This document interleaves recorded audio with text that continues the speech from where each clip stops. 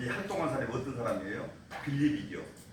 그래서 오늘은 사도행전 6장 8절에서부터 7장 1절에서 60절까지 하다가 이제 중단한 것을 오늘 이어서 공부를 해 보겠습니다. 지난 시간에 이제 8절을 보면 이제 스데반이 누구냐? 스데반이 디아스포라죠. 디아스포라. 이분이 이제 복음을 전했다는 얘기, 또 복음을 전하다가 순교했다는 얘기가 나오죠. 그리고 이제 최소한의 이 교회법이로는 이분이 나가서 전도를 못하는데 이분이 나가가지고 전도를 했다는 것입니다. 그래서 교회법은 왜 교회법이로는 묶어놨는데 나가서 얘기를 했나? 그게 이제 이 캐션 마크죠. 그런데 주님께서는 왜 이 결론을 얘기를 해주면은 주님께서는 이 제자들이 이 모양 저 모양으로 바쁘다 보니까 교회 성장도 되고 하다 보니까 그럴 만한 여유가 없었고 또 그 정도 중요한 것은 그릇이 안 됐다는, 준비가 안 됐다는 것입니다. 그래서 스데반을 자꾸 성령님께서 그 응답을 주시는 거예요. 제자들이 못하니까 사도행전 1장 8절 말씀을 가지고 나가라 자꾸 얘기를 하는 것입니다. 그러니까 나가라 하니까 안 나갈 수 없죠. 주님이 나가라는데. 그래서 예수님께서도 이 땅에 오셔서 많은 것을 구약에 뭘 이루었어요? 구약의 율법을 이뤘죠. 율법을 이룬 것, 여러분들이 알다시피 율법을 이룬 것은 계속 예수님께서도 이 주일날 병 고치지 말아야 되지. 그래서 병을 고쳤단 말이에요. 왜 병을 고쳤어요? 그 정도 율법을 이제 은혜로 바꿔야 된다. 시대에. 그래서 바꾼 거라 이겁니다.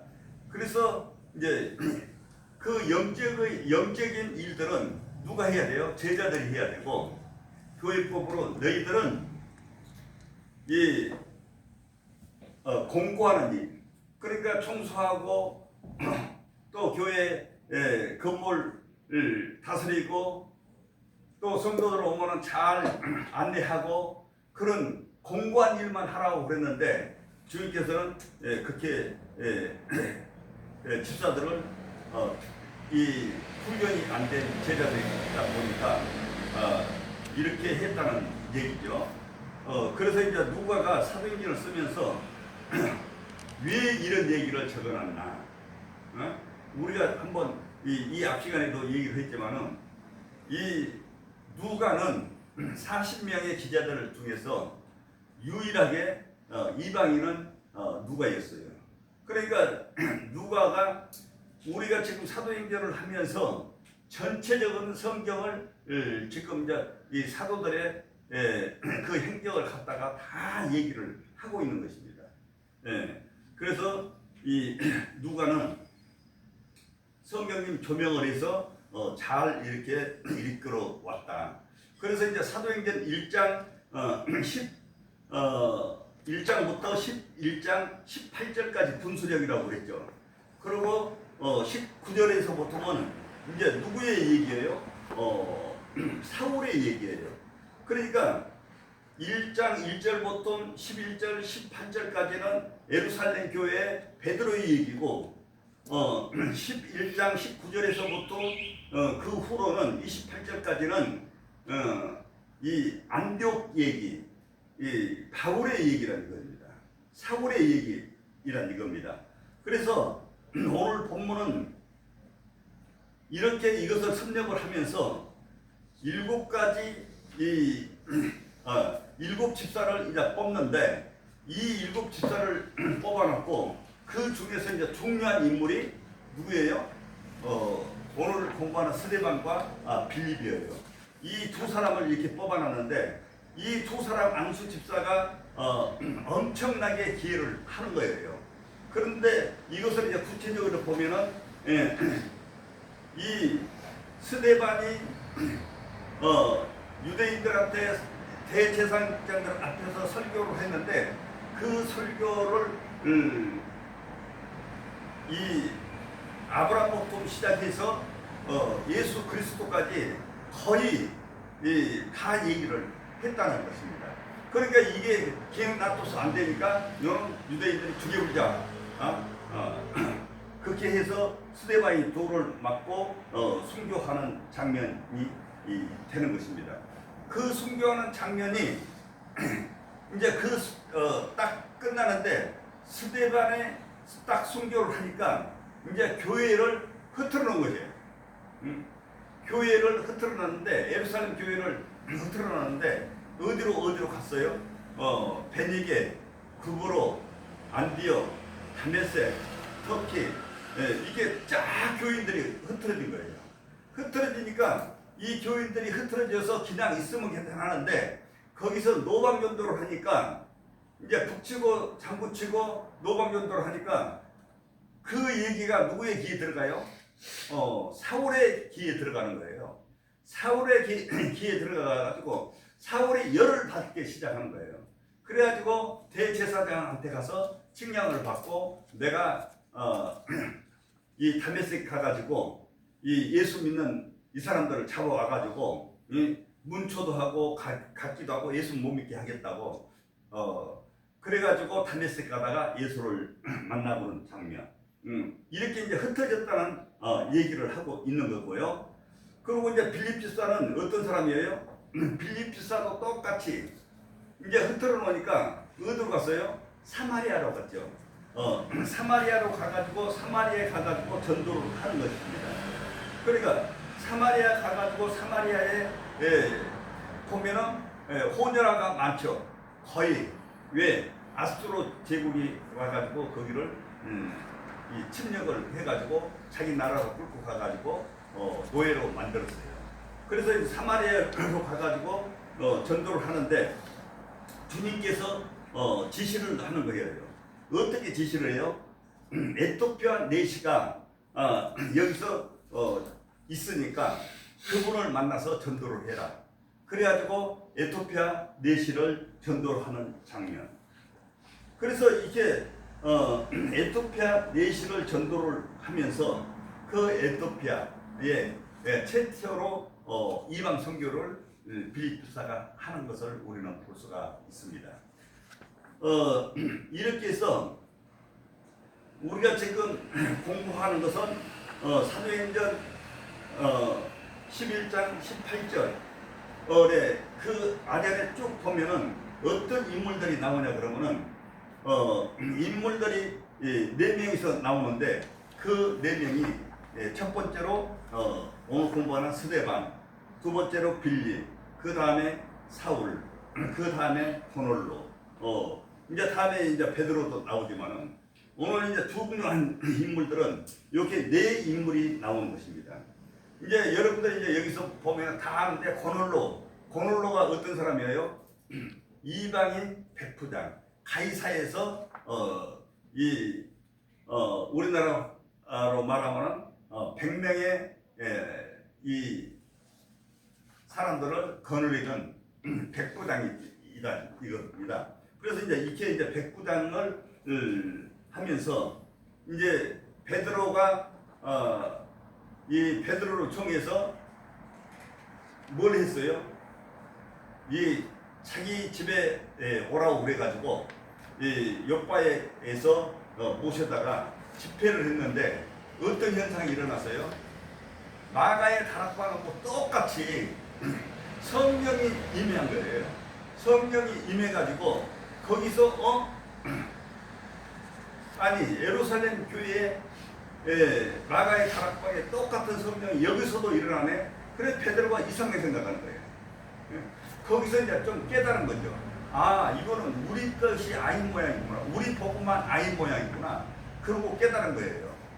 그게 깨닫는 그 가이사의 이 백부장 집에 가서 하는 것을 설명을 해 줬고요. 그리고 이분들이 예루살렘 교회가 해야 할 다섯 가지가 있어요. 이제 다섯 가지가 있는데 첫째 조건에 이제 이 첫째 사명은 뭐냐 그러면은 히브리파 유대인들이 복음을 듣잖아요. 복음을 시켜야 돼요. 그러니까 자민족 선교를 해야 된다는 것입니다. 그것이 첫 번째. 두 번째는 디아스포라. 그래 디아스포라가 어디가 있어요? 사마리아에. 사마리아에 어떻게 사마리아가 또 있었지만은 예루살렘에 이 일곱 절기에서 세 절기를 꼭 와서 지켜라. 레위기 23장 일곱 절기에 꼭 세 절기에 와서 지키라고 얘기를 하는 것입니다. 왜 세 절기를 지키라고 그랬어요? 그것이 중요하니까 지금 우리가 주일성수 하댔기 구약에 하나님께서 너희들은 모세한테 그렇게 얘기를 하는 것입니다. 너희들 일곱 절기에서 유월절, 오순절, 장막절 이 세 절기는 꼭 예루살렘에 와서 지켜라. 그러니까 예루살렘에서 유월절하고 오순절하고 와서 있는 사람들의 복음을 전하라는 것입니다. 그것이 두 번째입니다. 또 세 번째는 여러분들이 알다시피 사마리아의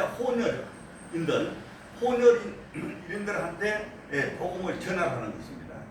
그러니까 사마리아에 가가지고 누가 복음을 전했어요? 지금 바로 얘기하는 빌립보사가 전했죠. 그리고 네 번째 사명은 이 헬라파 유대인들한테. 헬라파 유대인들은 어떤 사람들이에요?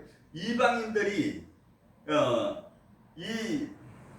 예루살렘에 와가지고 있는데 그분들을 교육을 시키라는 거예요. 그러니까 다시 얘기를 하면은 쉽게 얘기를 하면은 우리나라에 오는 외국인들한테 교육을 시켜서 그 교육을 시켜가지고 자기 나라로 보내라는 것입니다. 이것이 네 번째입니다. 그리고 다섯 번째는 마지막은 제자들이 나가서 너희들 사도행전 1장 8절 말씀을 가지고 너희들은 나가서 복음을 전하라고 하고 있습니다. 그러니까 우리가 지금 그때는 구약에 제자들한테 얘기를 했지만은 지금은 우리들한테 얘기를 하고 있는 것입니다. 그러니까 우리들한테 하고 있는 이것들을 우리는 무장이 돼서 또 여러분들이 이제 어쨌든 주님이 쓰시려고 준비하는 과정에 있지 않습니까? 여러분들이 준비되면은 주님이 어떤 방법으로라도 다 쓰신다는 것입니다. 그러니까 준비된 자야만이 쓰는 거지 준비되지 않는 자들은 안 쓴다는 것입니다. 이렇게 제자들은 땅끝까지 복음을 전해야 된다. 그러니까 우리한테 지금은 얘기를 해준 것입니다. 여러분들한테 얘기를 해준 것입니다. 너희들은 사도행전 1장 8절 말씀에 땅끝까지 가서 복음을 전해라. 우리가 여기까지 이 앞 시간에 그 공부를 했죠. 그래서 이제 307페이지 여기까지 보고 우리가 한 가지 질문이 있습니다. 그 중간에 보면은 책에 이 질문은 우리가 짚고 넘어가야 합니다. 왜 하나님이 12 제자를 쓰시지 않고 스데반 집사를 썼냐 이겁니다. 지금 예루살렘에 와 있는 디아스포라 복음하는 일에 왜 사도들을 쓰지 않고 왜 스데반을 썼냐, 이것이 우리의 질문 중에 질문입니다. 그 당시만 하여도 12 제자들은 예루살렘에 봐도 매일 솔로몬 행각에서 기도하고 이분들을 같이 예배드리고 그렇게 했어요. 그런데 12 제자들이 복음을 전하겠다는 마음이 없었던 것입니다. 왜 그랬습니까? 성경에 보면은 그런 마음이 있었다고 쓰여 있지를 않습니다. 예를 들면은 12 제자들은 이미 이런 일을 할 수 있도록 다 준비가 된 사람들입니다. 이 준비한 사람들 그런데도 하지 않았습니다. 무엇을 준비했는가 보겠습니다. 여기 보면은 12 제자들은 예수님을 3년 동안이나 따라다녔습니다. 그리고 그에 있을 때마다 12 제자들에게 너희들 본토 이 히브리 사람들이 아니라 이방인 에뜨네에게 가서 이방인들한테 가서 복음을 전해라고 주님이 누차 얘기를 하고 있는 것입니다. 그리고 이분들은 3년 동안 공생의 동안에 따라다녔어요. 따라다녀서 너무나 잘 알아요. 그래서 우리가 사복음서에 나오는 일들을 보면은 다 그 얘기예요. 예수님이 천국 복음을 전하고 예수님이 누구라는 것을 또 너희들은 앞으로 이 세상에서 살다가 이제 어떻게 돼요? 이제 너희 연수가 차면은 우리가 우리 육신은 여기서 썼지만은 영혼은 올라가서 영원히 해남도 없고 상함도 없는 데서 같이 살 거다. 이렇게 너차 얘기를 해준 얘기를 우리가 볼 수가 있습니다. 그래서 특별히 그 중에 대표적인 예를 들어보면은 예수님의 제자들은 유대인들의 사고 방식을 버리고 이방인 사고 방식을 가지기 위해서 어떻게 해야 됩니까? 첫 번째, 백부장 하인, 중풍병자를 낫게 했죠. 그리고 백부장이 이방인들을 높여주는 일, 그것뿐만 아니라 가난한 여자를 칭찬하는 장면도 나오고 제자들이 싫어했던 여자들인데 마태복음 15장 22절에서 28절에 보면은 500리의 사건을 보여주는 것입니다. 여러분들 500리의 사건 너무나 잘 알고 있죠. 500리의 사건을 보여주고 그 또 열둘 강줄이 이 부스러기를 누구를 줬어요? 제자들을 주면서 이방인들한테 갖다 줘라. 이방인들한테 갖다 줘서 이거를 그 전도를 얘기를 하는 것이죠. 그래서 이렇게 주님께서는 철저하게 얘기를 해 주셨습니다. 308페이지. 그래서 마태복음 14장 20절에 또 700리의 일곱 강줄이도 똑같은 얘기고 또 일곱 교회에 갖다가 주라고 그랬죠. 그래서 일곱 교회가 어디가 있어요? 계시록 2장 3장에 나오는 일곱 교회 있죠. 그리고 이제 두 번째는 예수님이 또 나중에 십자가에 달려 돌아가실 때도 주님께서 이렇게 말씀을 하셨죠. 포도원 비유. 여러분들 포도원에 두 아들이 있는데 작은 아들이 하나님의 뜻대로 했다. 여러분들 너무나 잘 아는 얘기죠. 그리고 예수님이 사마리아 여자를 칭찬하는 장면, 요한복음 4장 전체 내용들입니다. 이렇게 3년 공생애 동안 제자들을 직접 간접적으로 이방인을 향해서 너희들은 복음을 전해야 하고 하나님의 마음을 이방 사람들에게 있다는 것을 계속 가르쳐 주고 있는 것입니다. 그것에 대해서 잘 느끼지 못했다는 것입니다. 제자들은. 그래서 예수님이 3년 공생애 동안 계속 훈련을 시켰다는 것입니다. 세 번째는 예수님이 지상 사명을 주셨습니다. 40일 동안 5번이나 지상 명령을 했어요. 예루살렘에서 2번, 갈릴리에서 1번, 다시 예루살렘에 나와서 4번째와 5번째로 제자들한테 지상 명령을 내렸는데 그 지상 명령이 누구한테 내렸어요? 요즘에 여러분들한테 내렸다는 것입니다. 여러분들, 너희들은 이제 성령을 받고 나가서 이방인 전도를 하라는 것입니다. 그리고 또 이제 네 번째는 성령 세례까지 오순절날 이 제자들이 받았어요. 또 은사적인 것도 많이 받았어요.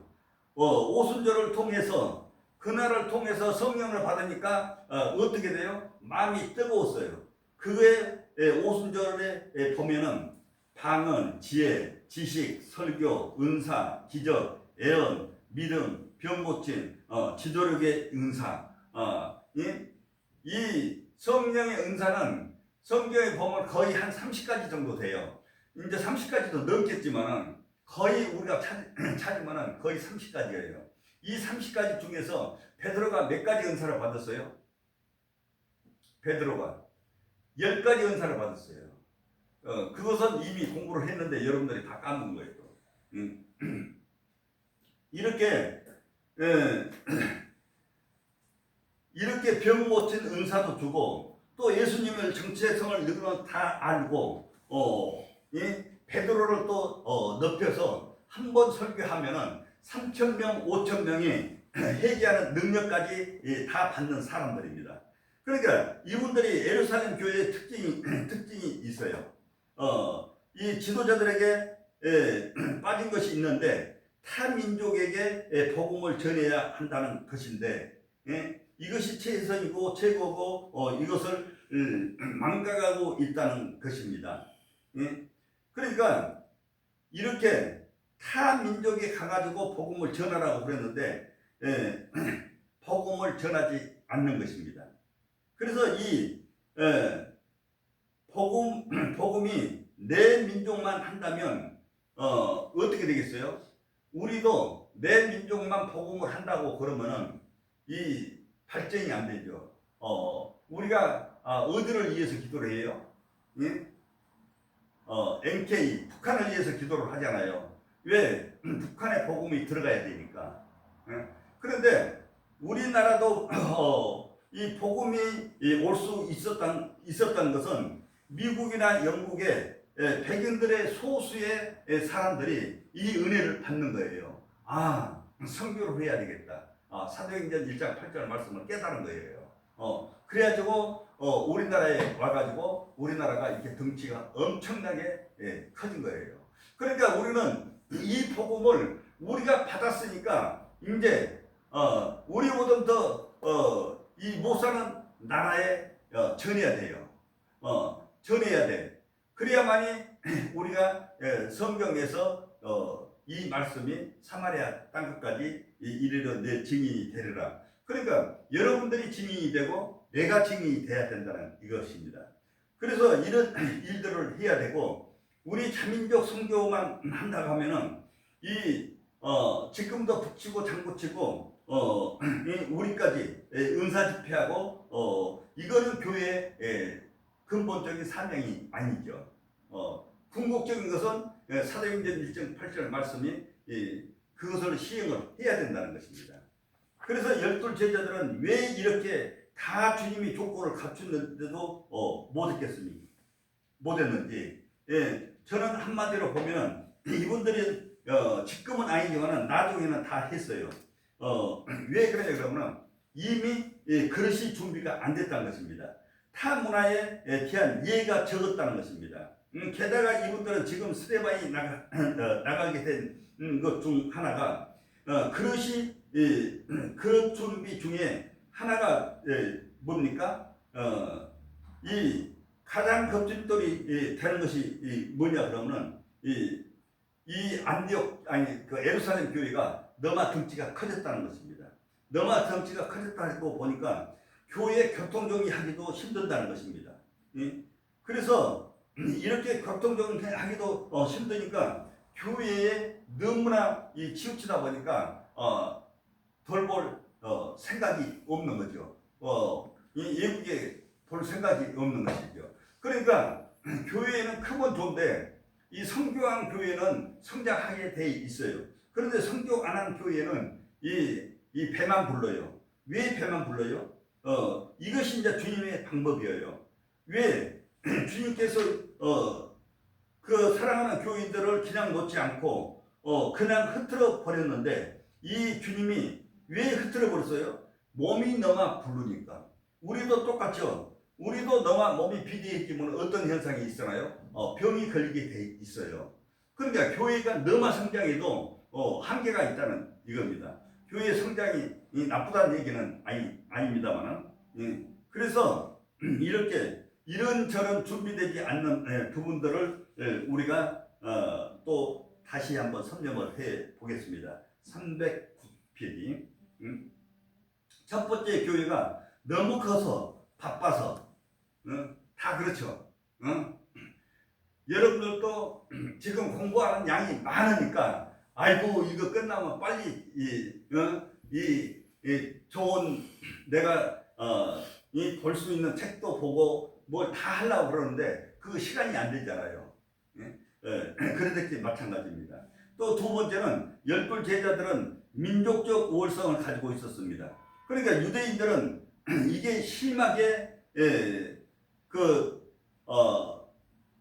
이 사마리아 사람들이나 이런 사람들을 상종하지를 않는 것입니다. 왜 그러냐 그러면은 이분들의 생각은 이방인들은 자기가 선민이다 보니까 개처럼 취급하는 것입니다. 그래서 이 사람들은 복음을 전한다는 것은 이렇게 열둘 제자들은 극해 훈련도 받았겠지만은 귀로만 들었지 실질적으로 삶 속에서 적용하는 것이 아니다는 이것입니다. 왜 그렇겠습니까? 예? 이 선민 사상, 예? 우리 유대인들만 가지고 있는 거다. 이거는 유대인 복음이다. 그러니까 이방인들은 개처럼 취급할 수밖에 없는 것이죠. 세 번째, 네 번째도 이본절이 가졌던 사상과 관련이 돼서 복음이 유대인 유전물로만 생각하면 안 된다는 것입니다. 그래서 열둘 제자들이고 고넬로가 가정에서 가정에 가서 베드로가 설교할 때 고넬로 가정이 다 은혜를 받았다고 그랬죠. 오순절 성령이 마가의 다락방에 똑같이 일어났다고 얘기를 했습니다. 그래서 우리가 오순절에 경험했던 이 이방인들 이분들은 어떻게 되겠습니까? 이제 은혜 받았으니까 예수님을 믿을 수밖에 없죠. 참 예수님을 정말로 구세주로 믿고 살아나가는 것입니다. 이게 이제 우리가 보면은 오순절에 경험한 이방인들 이 이상하기도까지 편애를 했습니다. 이상하다. 우리가 여러분들 우리나라에 이렇게 보면 돼요. 우리나라에 뭐가 들어왔어요? 6.25 불교가 먼저 들어왔죠. 예? 그러니까 6.25는 그러니까 불교를 치면은 불교는 어디서 파생을 했어요? 힌두교에서 파생을 했어요. 힌두교에서 인도에서 파생을 해가지고 인도에서 그 불교가 어디로 들어왔냐 그러면 중국으로 들어왔어요. 중국으로 들어가지고 중국이 용의 나라가 되는 거예요. 그래서 중국에서 또 우리나라로 건너왔어요. 우리나라로 건너와가지고 우리나라가 새끼용이 되는 거예요. 또 우리나라에서 어디로 건너갔어요? 일본으로 건너갔어요. 그러니까 일본이 지금 잡신의 나라가 된 겁니다. 그냥 되는 것이 아니야. 이렇게 발자취를 우리가 따라가다 보면은 전부 다 이렇게 나와 있어요. 큰 틀에서. 이것이 하나님의 방법이고, 우리도 똑같아요. 여러분들 한 사람 한 사람 다 주님께서 이미 창세전에 예비를 해가지고 너는 앞으로 내 일을 할 사람이야. 그러게 너는 해야 돼. 예? 다 나나 여러분들이나 주님께서 큰 틀에서 보면은 다 주님의 계획대로 지금 가고 있다는 것입니다. 그래서 이 세상 7,000년의 시간을 두고 그 안에서 우리는 강건해야 성경에 보면 7, 80년. 지금은 이제 백세 시대지만은 그리고 우리는 이 세상을 하직을 하는 것입니다. 이렇게 생각하면 돼요. 그래서 이 복음은 우리 것인데 어떻게 이방인들이 이런 경험을 하느냐고 사도행전 10장 14절에서 45절에서 이 얘기가 나와요. 그러니까 우리가 방금 얘기한 대로. 그리고 또 열둘 제자들도 마찬가지예요. 타 문화 사람들을 접촉하는 것이 불편하다는 것입니다. 가치관과 세계관이 다르기 때문에 문화가 다르고 어느 정도 불편하다는 것입니다. 그 당시에 열둘 제자들은 히브리 방언을 사용하든지 히브리 방언이라는 것은 아랍어라는 것입니다. 사투리. 그러니까 예수님도 이런 사투리를 썼어요. 아랍어를 쓰면서 지금 타 문화권에 가서 권에서 온 사람들을 대부분 디아스포라들이지 않습니까? 왜 그래요? 그러면 이 디아스포라들은 한번 다른 데로 가가지고 1년, 2년 있다가 오는 것도 아니지 않습니까? 거기서 자리 잡고 살고 한국에 잠깐 왔다가 무슨 일이 보고 그분들이 이제 돼서 돌아다니죠. 이분들은 헬라말을 사용했죠. 그러니까 헬라말을 하는데 우리 같으면 영어 거이나 우리 한국말을 하는 것이 아니라 이분들은 평생을 2세, 3세가 되니까 이제 한국말을 잊어버리고 그때는 헬라말을 아니 히브리 방언을 했겠죠. 그런데 이제 이분들은 그러니까 이방이니까 헬라말을 쓰고 지금으로 말하면 이제 영어와는 똑같다는 이거죠. 영어를 사용했다는 이겁니다. 그러니까 지금 우리는 뭐를 해야 돼요? 이 영어를 해야 돼요. 그래야만이 전 세계적으로 나갈 수가 있어요. 그런데 언어 훈련이 안 되면 절대적으로 힘들어요.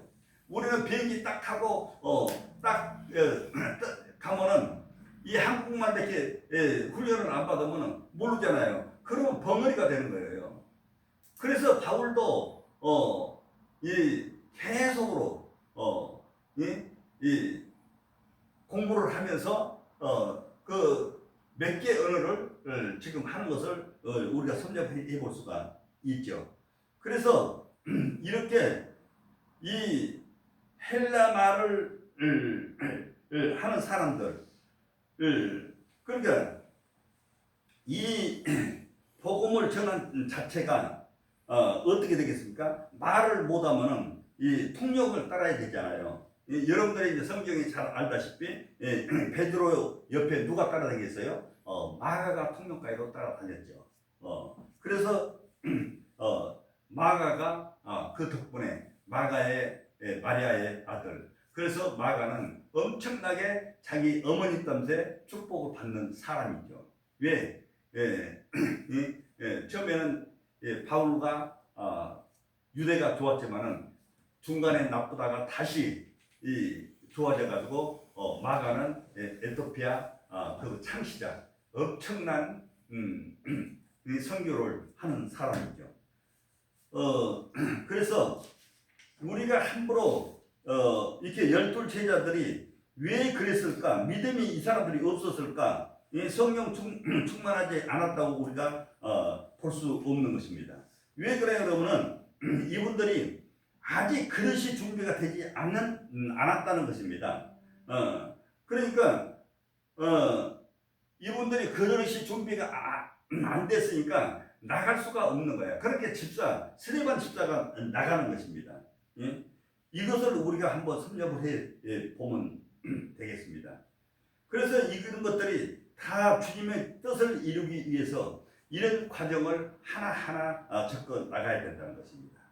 그런데 신기한 것은 우리 민족을 한번 생각을 해 보시기 바랍니다. 우리 민족은 참으로 신기한 사람들입니다.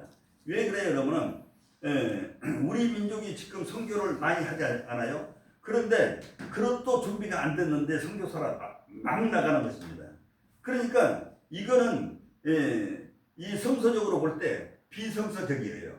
왜 그러냐면 훈련을 충분히 받고 말씀도 받고 그 나라 언어도 하고 또 기본적으로 영어를 해야 되는데 이런 것들을 안 하고 막 나간다는 것입니다.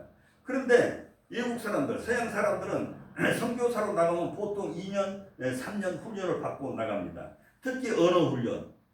그러니까 미국 사람들은 자기네 말이 영어이기 때문에 영어 교육을 불필요하지만은 그 나라 갈 나라 언어까지 다 준비를 시키는 것입니다.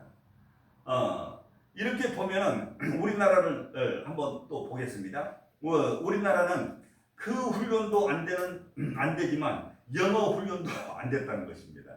그래가지고 이제 조금 전에 얘기한 대로 인천공항에서 비행기 타면은 완전히 언어 장애가 되어본다는 것입니다. 영어도 안 되지, 그 나라 말도 안 되지, 한국말만 하고 또 우리는 단일 문화권이기 때문에 다양한 문화 속에서 산 경험이 없어요. 우리는.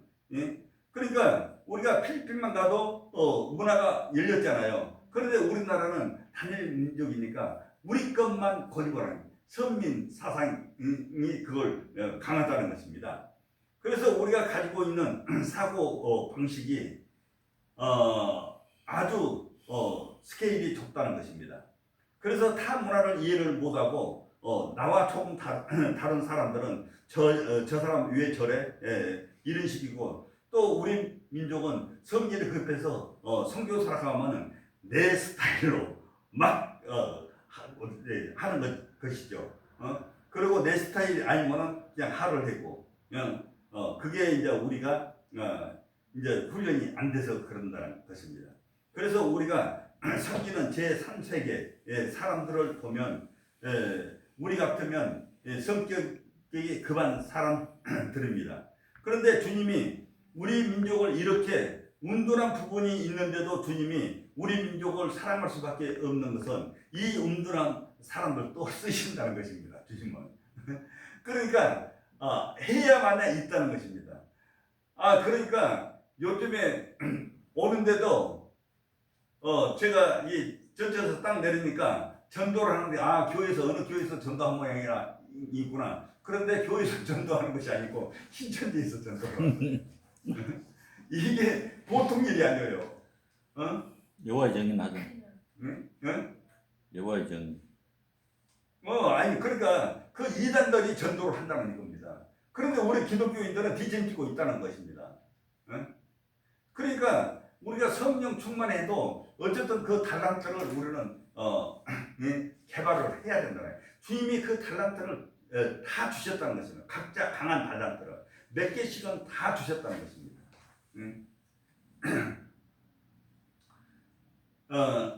우리 민족을 이렇게 온전한 행동을 한 다음에 이제야 우리는 이제 깨닫고 무엇을 해야 돼요?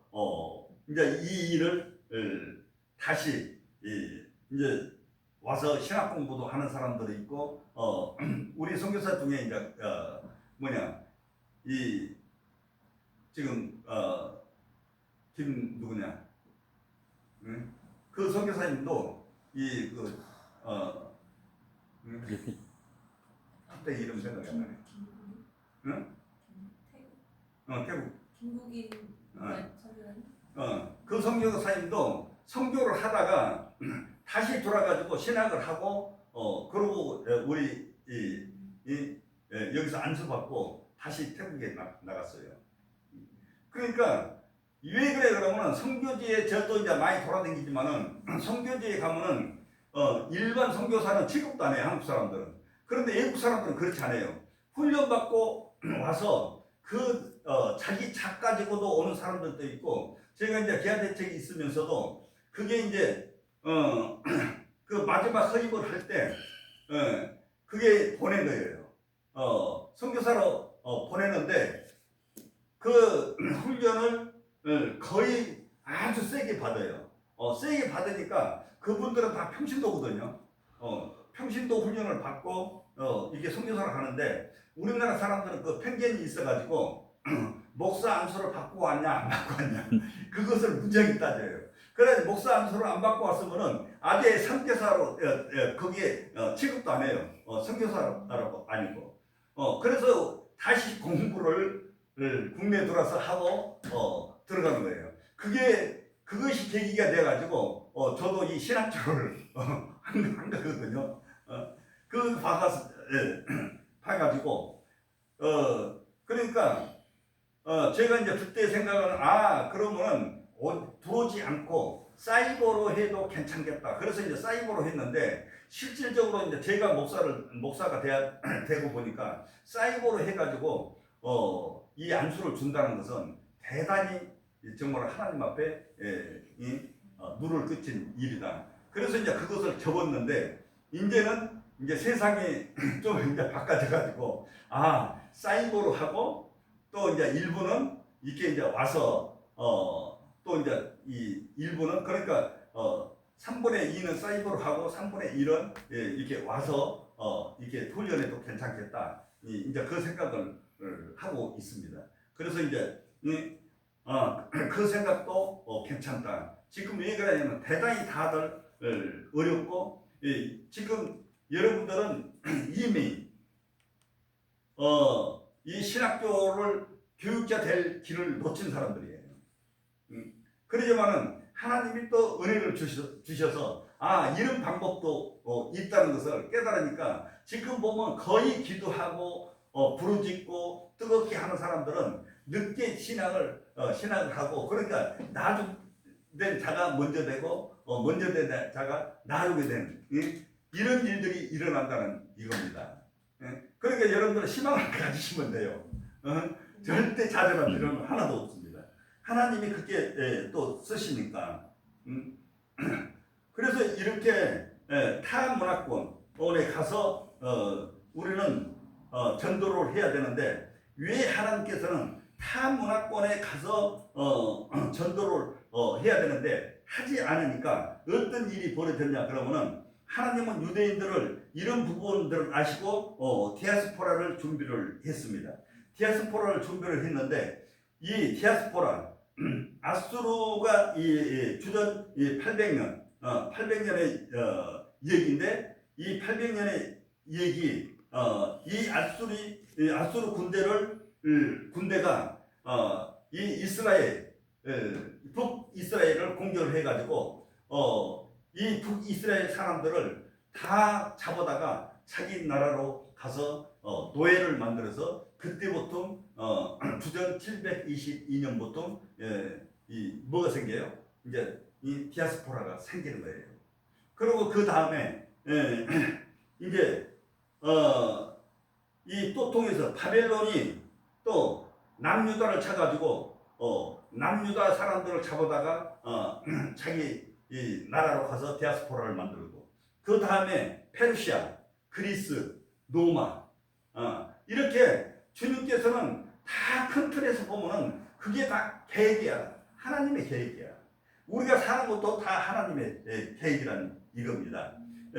그래서 이렇게 큰 그림 속에서는 우리가 이렇게 봐야 된다는 것입니다. 그래서 모세를 통해서 너희들은 1년에 3번씩 어디로 와야 된다고 그랬어요? 예루살렘에 와서 제사를 지내야 된다는 것입니다. 그러니까 이것이 어디 있어요? 레위기 23장에 있어요. 7절기에. 그러니까 7절기에서 3절기는 꼭 와가지고 너희들은 예루살렘에 와가지고 지켜라. 그러니까 예루살렘에 와다 보니까 6월절에 와서 보니까 오순절까지 50일 기간밖에 아니에요. 그러니까 50일 기간에 자기 고향에 갔다 오려면 엄청나게 힘들어요. 왜 힘들겠습니까? 그때는 비행기가 지금 있으니까 휙 갔다가 휙 오지만은, 그때는 쪼락말 타고 걸어서 배 타고 오니까 갔다 오면 이미 6월절에 넘어버리는, 조금 먼 데는 가차운 데는 되겠지만은, 그래서 이 예루살렘에 엄청나게 디아스포라가 많이 모였어요. 그런데 거기서 많이 모였으니까 이 주님이 누구를 시켰어요? 베드로를 시켜서 여기 디아스포라가 많다, 내 백성들이 많다, 베드로야 설교해라. 그렇게 설교하니까 몇 명이 회심했어요? 3,000명이 회심을 했잖아요. 그게 기능이 아니야. 다 주님의 계획이야 이게. 이렇게 이 너희들은 세 절기를 6월절, 오순절, 장막절을 예루살렘에 와서 꼭 지키라고 구약에서 얘기를 하면서 이렇게 이제 그 중에 한 분이 스데반이었다. 이 전도하는 것이. 그리고 이제 스데반에 대해서 이제 좀 이제 알아봅시다. 310페이지 하반절에 스데반이란 이름은 영어로 스테픈스. 우리 안 전도사님이 너무 잘 알겠지.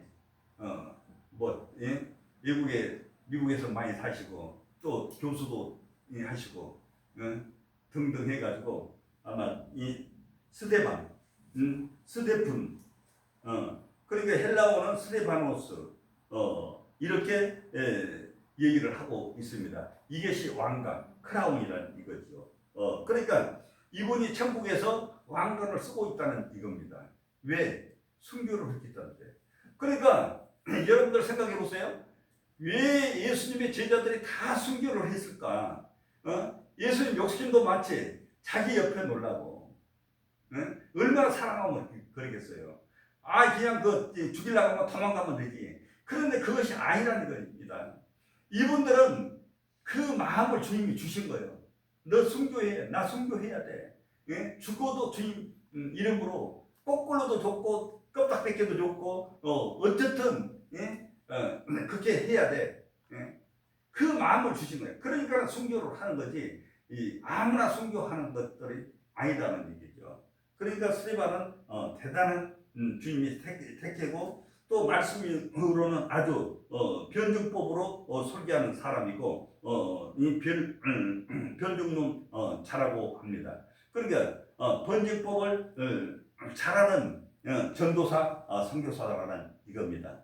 그래서 이제 기독교의 첫 순교자가 되었고 성령과 지혜가 충만했고 믿음과 권능이 충만하여 기사와 표적이 나타나는 은사자였다. 또 주변 사람들에게 칭찬을 듣는 사람이고 이 정말로 좋은 사람이라고 성경은 말하고 있다. 이 문제는 이 사람이 언젠가는 개종을 하였는지 우리가 보면은 언제 크리스찬이 되었는지 성경에는 앞뒤에 문맥을 보면 알 수가 있습니다. 이렇게 생각하면 됩니다. 이번은 6월절 때 예루살렘에 왔습니다. 그러니까 6월절 지키러 왔어요. 예루살렘에 와가지고 예수님이 부활하는 것을 보고 그 후에 몇 명이 예수를 믿었습니까? 예수님이 승천하기 전에 600명이라고 제가 그랬죠. 600명이 예수를 믿어서 고린도전서 15장 6절에서 7절 일시에 500 형제들하고 예수님이 제자들 등등 하게 하면은 600명이라고 그랬죠. 그래서 600명한테 예수님께서 40일 동안 계실 때 600명의 사람들이 예수를 믿었다. 그래가지고 마지막 감람산에서 예수님이 승천하면서 그 600명한테 너희들 예루살렘을 떠나지 말고 내가 아버지께 가서 성령을 보낼 테니 성령을 받고 내 일을 하라. 그렇게 600명한테 지시했는데 몇 명만 마가의 다락방에 갔어요? 120명만. 120명만 마가의 다락방에 가서 성령을 받았다는 얘기입니다. 그 이외의 사람들은 바쁘다고 이리 핑계 저리 핑계 다 떠났다는 얘기입니다. 그래서 예수님의 육의 동생도 마찬가지로 야고보도 그 당시에 예수를 3년 동안 공생애 때는 안 믿었어요. 그리고 12 제자들 위에 70명의 멤버들에 아마 들어갔을 것입니다. 그래서 70명 중에 한 분이 누구냐? 바로 오늘 공부한 스데반이고 또 예수님의 동생 야고보. 그래서 야고보가 어떤 사람이에요? 제자는 아니지만은 예수님의 육의 동생이다 보니까 제자들이 고문으로 모신 거예요. 지금 말하면 이제 회사로 말하면 고문 역할을 자문 역할을 해주는 분이다. 그렇게 생각하면 되겠습니다. 그래서 이제 스데반은 선교사로 그릇을 만들어 준비 시킨 사람이고 문화적으로도 언어적으로도 다 준비된 사람이다. 그렇게 하나님께서 쓰셨다는 것입니다.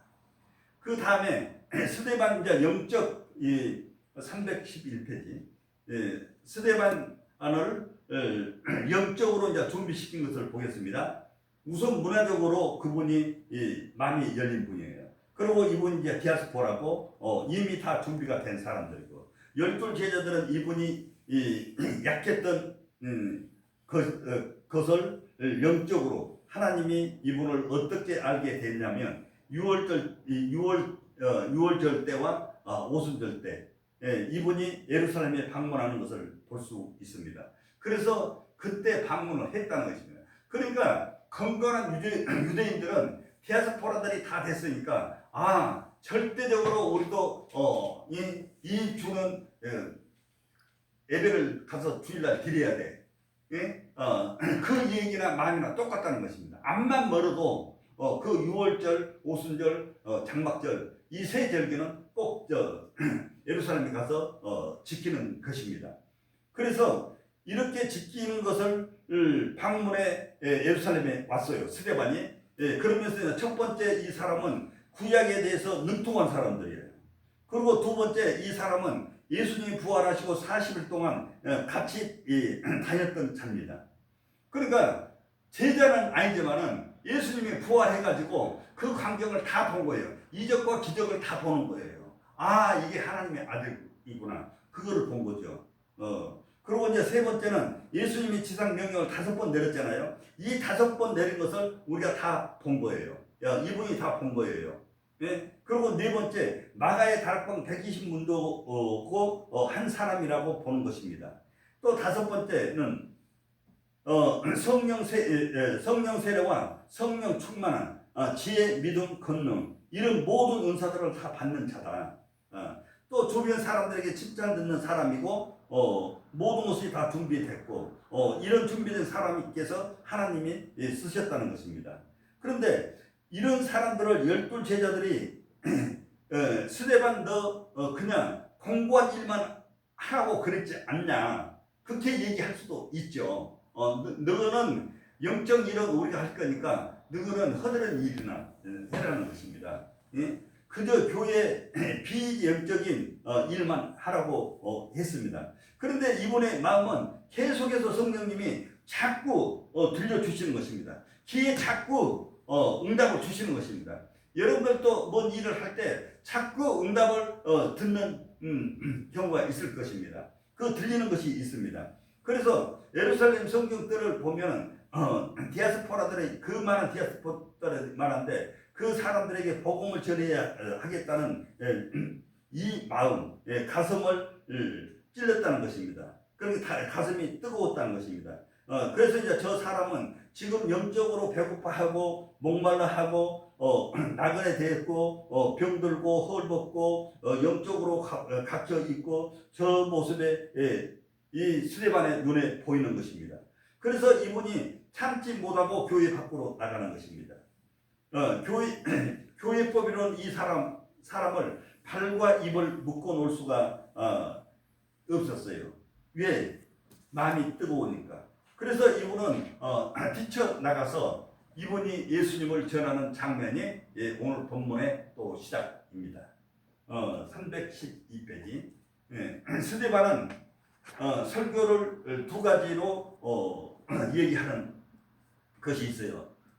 첫 번째는 이번 메시지가 여러분 지금 예루살렘 성전 주제가 누군지 아세요? 그러니까 성전 주제가 누군지 아세요? 성전 주제는 누구라고 그랬어요? 예수님이라고 그랬습니다. 듣는 분들이 아니 예수가 오래전에 이 성전을 무너뜨리고 3일 만에 다시 진다고 얘기를 했습니다. 그런데 성전을 무너뜨리라고 했는데 몹시 나쁜 사람이라고 예수님을 생각을 하고 있는 것입니다. 왜 그렇게 했습니까? 이 성전을 무너뜨리는 사람이 좋게 인상을 보지 않죠. 그렇지만은 그 성전 주인이 그 사람이고 그 사람이라고 말하고 여기에 대한 변론을 스데반이 쫙 해준 것입니다. 이 성전은 예수님이다. 두 번째로 변론은 모세 율법에 관하여 변론을 하는 것입니다. 이분이 말하기를 모세 율법은 그거 전부 다 모세 오경이 누군지 아냐? 나라는 것입니다. 나라는 얘기는 누구 얘기예요? 예수님이라는 얘기입니다. 예수님에 관한 얘기라는 겁니다. 그러니까 모세 오경은 다 누구의 얘기예요? 예수님의 얘기라는 겁니다. 그러니까 구약의 여호와가 신약에 누구라고 그랬어요? 예수님이라고 그랬잖아요. 예수님이라는 것입니다. 이렇게 예수님에 관한 얘기를 하고 있는 것입니다. 이것이 어떻게 스데반 얘기입니까? 스데반이 이미 예수님이 얘기를 다 들었습니다.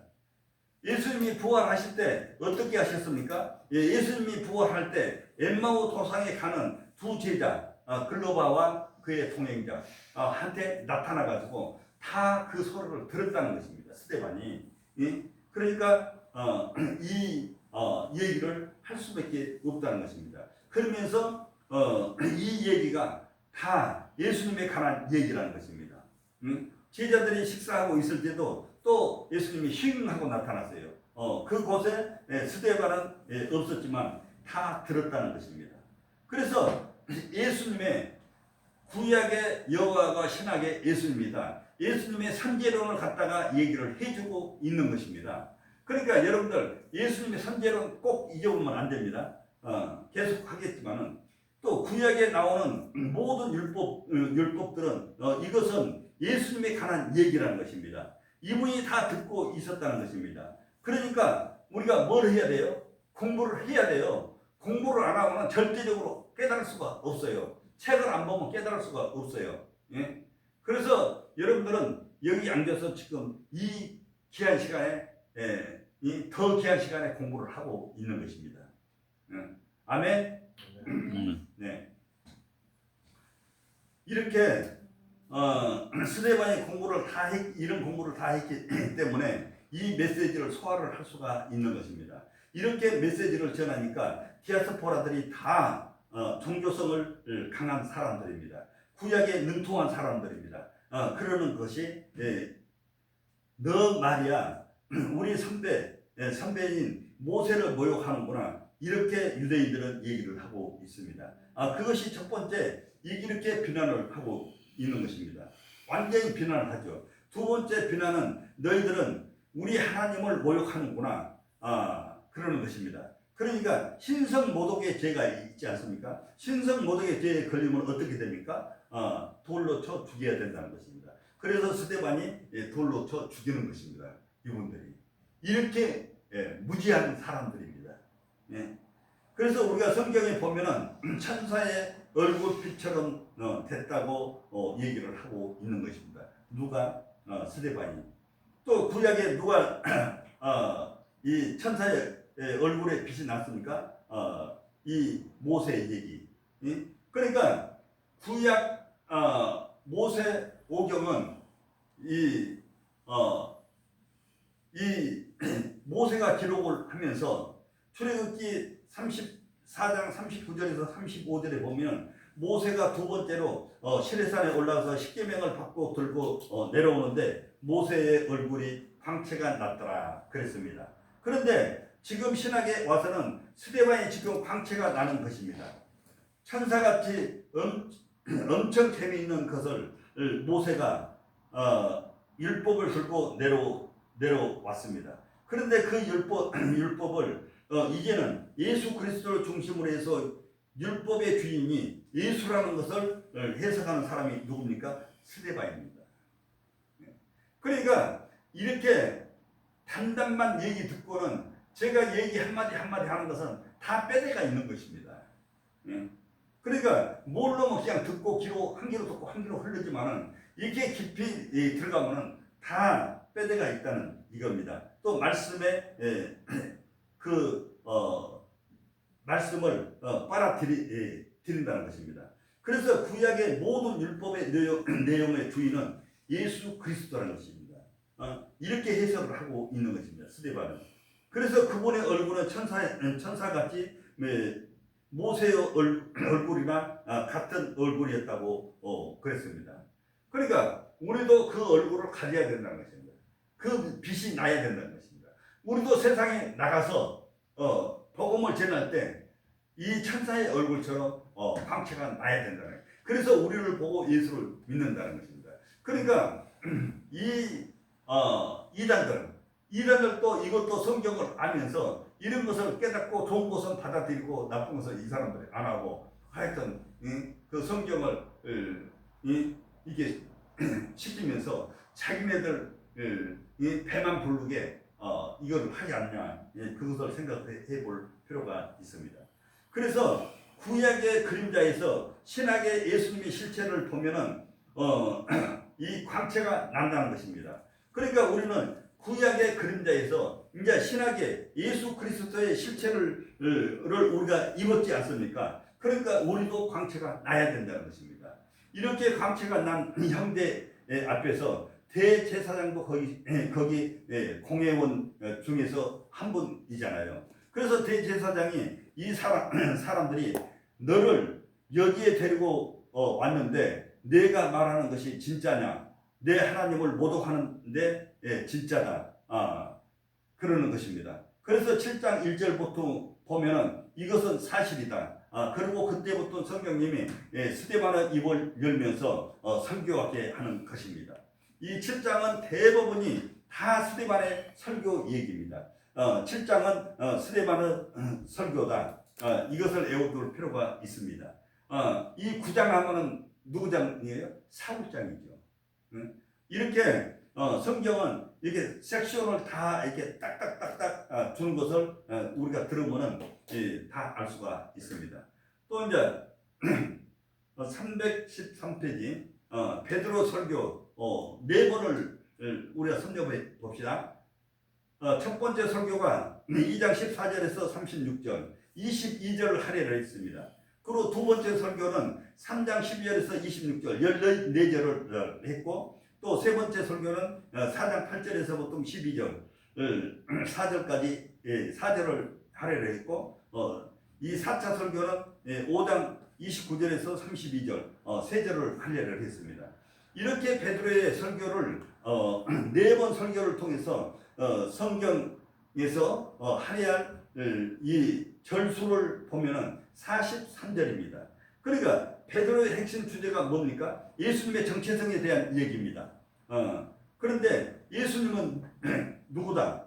상대가 누굽니까? 디아스포라 유대인들과 히브리파 유대인들과 공회원들 이분들입니다. 그런데 스데반의 설교를 보면은 이 설교에 비교하다 보면은 이 스데반의 설교는 단 한 번에 몇 절을 했습니까? 7장 2절에서부터 53절을 할애를 했습니다.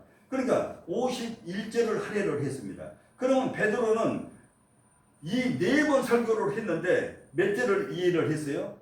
인용을 했어요? 43절밖에 안 했다는 것입니다.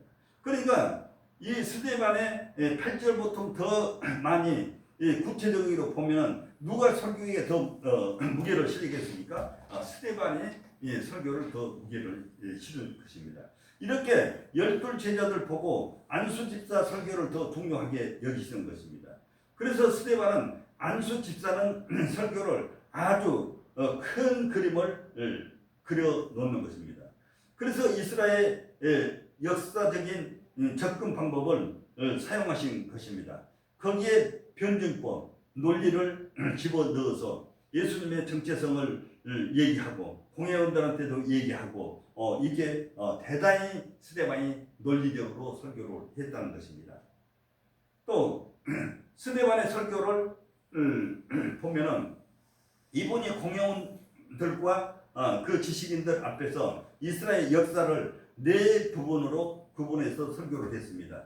첫째로 보면은 아브람에서 야곱까지 7장 2절에서부터 8절, 또 두 번째는 요셉으로부터 애굽 노예까지 9절에서 19절까지, 또 세 번째는 모세 출입국부터 광야 생활을 마칠 때까지 20절에서 44절, 네 번째 가인의 가나안 점령과 성전 건축 때까지 45절에서 50절까지 이것을 다 설명하신 후 이분은 예루살렘 역사가 바삭한 사람들 앞에서 너희들 지금 이해하고 있는 이 이스라엘 역사 주제가 누군지 아느냐 하면서 그 주제가 예수 그리스도라고 그럽니다. 그 예수 그리스도를 너희들이 죽였다는 것입니다. 실제로 예수를 죽이기 때문에 너희들이야말로 신성모독에 했다는 것입니다. 이렇게 말하는 것입니다. 내가 신성모독한 것이 아니고 너희들이 지금 신성모독을 했다는 것입니다. 그런데 진짜로 너희들이 신성모독을 하는 사람이다라는 것입니다. 이러고 나오니까 변증법으로 이렇게 나오니까 아주 설명을 잘 하는 것입니다. 그러니까 이분들이 유대인들이 꼼짝을 못하는 거예요. 이분들이 성경 박사, 구약의 박사들입니다. 이렇게 되니까 이분을 죽이라고 하는 것입니다. 그래서 스데반이 설교하는 그 안에 우리에게 주는 몇 가지 중요한 정보들이 있습니다. 첫 번째, 창세기 12장에서 1절에서부터 3절 내용을 보면은 사도행전 7장 1절에서 3절에서 설명하였습니다. 창세기 12장에 보면은 아브라함이 또 하나님의 음성을 듣고 고향을 떠나라 하면서 이렇게 내가 지시한 땅으로 가라고 하는 것입니다. 이것이 상당복과 하당복을 준 그 내용입니다. 그래서 이 얘기는 한란에서 말씀하는 걸로 되어 있습니다. 그런데 지금 스데반은 이것을 다시 해석을 해 주는 것입니다. 아니다. 어디서 했느냐? 갈대의 우리에서 이 메시지를 전했다는 것입니다. 그때의 성서학자들은 그때가 주전 2106년이라는 것입니다. 그러니까 이렇게 스데반이 뒷받침을 성경을 해줬다는 이게입니다. 그 말이 아브라함이 몇 살 때입니까? 60대, 60세라고 그랬습니다. 그러면서 한란에 가서 15년 계시다가 창세기 4장에 보면은 75세가 되는 해에 가나안에 도착했다고 그랬습니다. 그래서 이 문제를 스데반의 설교에서 분명히 우리에게 가르쳐 주는 것입니다.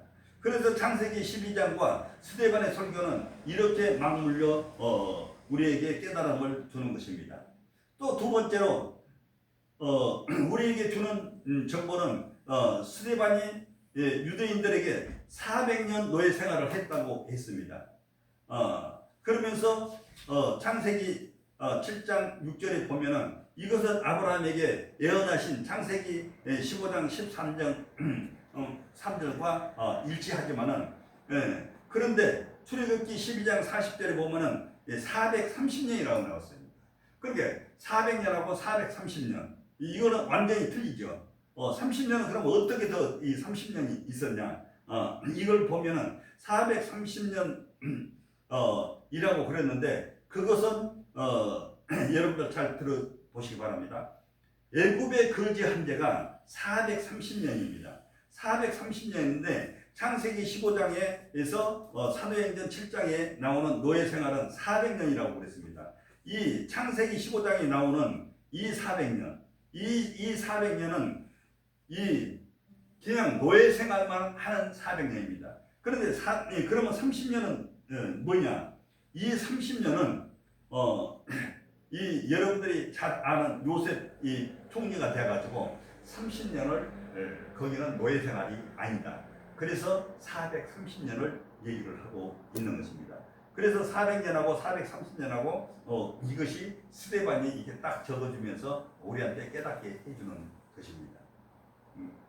그리고 이제 세 번째 우리에게 주는 정보는 조금 문제가 있는 정보입니다. 14절에서 스데반이 이스라엘 사람들이 이제 요셉을 만나러 애굽으로 내려갔습니다. 요셉을 만나러 내려갈 때는 75명이라고 있습니다. 그런데 창세기 46장 27절에 보면은 70명이라고 있습니다. 그러면 이 출애굽기 1장 5절하고 에서는 70명. 그런데 또 75명. 어디가 맞겠습니까? 성경은 72명을 보면은 75명이라고 기록이 되어 있습니다. 도대체 5명은 어디서 나온 것입니까? 5명은 요셉의 아들들이라고 그렇게 생각하시면 되겠습니다. 그래서 이 성경은 이렇게 깨달은 것이 이렇게 맞추는 것이 답이 아니냐 그렇게 생각이 됩니다. 또 네 번째는 22절부터 사도행전 7장 22절부터 보면은 모세가 40살 되었을 때 미디안으로 갔다고 그랬습니다. 맞는 말입니다. 그런데 이 말과 같이 성경 구절을 히브리서 11장 24절에서 25절에 이 두 부분을 정리를 하면은 이분은 성령님께서 40년이 돼서 애굽 왕실에서 나와서 하나님께서 모세의 손을 빌려서 이스라엘 사람들을 구하기 위해서 이렇게 했다는 것입니다. 그러니까 모세가 이스라엘 사람들을 죽이고 애굽 사람들을 죽이고 한 것이 스데반이 이렇게 쭉 얘기를 해준 것입니다. 히브리 기자는 거기에 대해서 살을 붙이는 얘기가 나옵니다. 이것은 여러분들이 같이 한번 공론을 해볼 필요가 있습니다. 왜 그래요, 여러분? 이 40년에 모세가 나와서 미디안 광야에서 있다가 떨기나무에 주님이 있어가지고 주님이 부르는 장면, 그걸 한번 여러분들이 깊이 생각을 해, 여러분들 생각으로 한번 생각을 해 보시기를 바랍니다. 그래 이제 스데반은 결론을 들어봅니다. 스데반의 설교. 그래 첫 번째 솔로몬 성전이 손으로 지은 것이기에 그곳은 하나님이 계시지 않는다는 것입니다. 대단한 말씀을 하시는 것입니다. 유대인들에게 아주 충격적인 말씀입니다. 지금 48장에서 49절에 이 성전은 예수 그리스도와 그림자라는 것입니다. 그러니까 본체는 예수님이라는 것입니다. 그런데 유대인들은 시편 27편 4절에서 15절에 보면 이 성전은 하나님이 계시고 하나님을 만나는 곳이 성전이라고 그랬습니다. 그런데 지금 신학에 와서 지금 스데반 안수집사가 중요한 신학적인 이 이슈를 정리하는 것입니다. 그것은 하나의 그림자다. 하나의 그림자다. 거기에 이제 예수님이 안 계신다는 것입니다. 엄청난 얘기를 하는 것입니다. 그 대신에 이분이 설교하는 것을 보면은 우주 만상에 다 예수님이 계시지 성전 안에 감옥에 들어가서 갇혀 있는 분이 아니라는 것입니다. 그런데 우리는 가끔 가다가 그러는 것입니다. 건물 지어놓고 그 안에 예수님이 계신다. 물론 계시죠. 무소부소 하겠다는데 그렇지만 거기에만 계신 분이 아니라는 것입니다.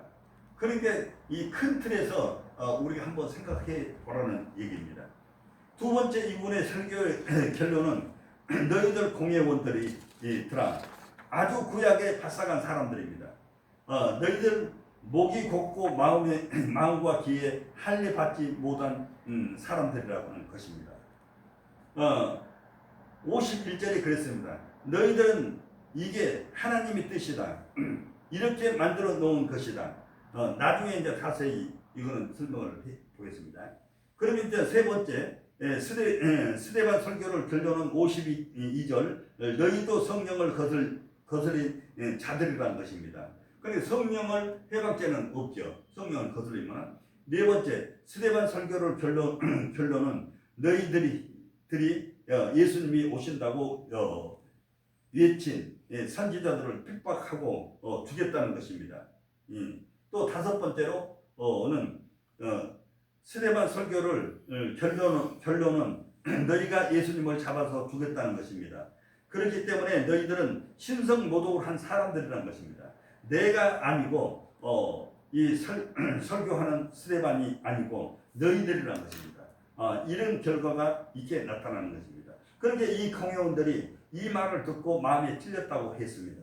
마음에 찔렸다는 것은 디아스포라 이 헬라 말을 썼는데 질투하고서는 조각조각 썰어냈다는 것입니다. 그 의미가 마음에 찔렸다는 얘기입니다.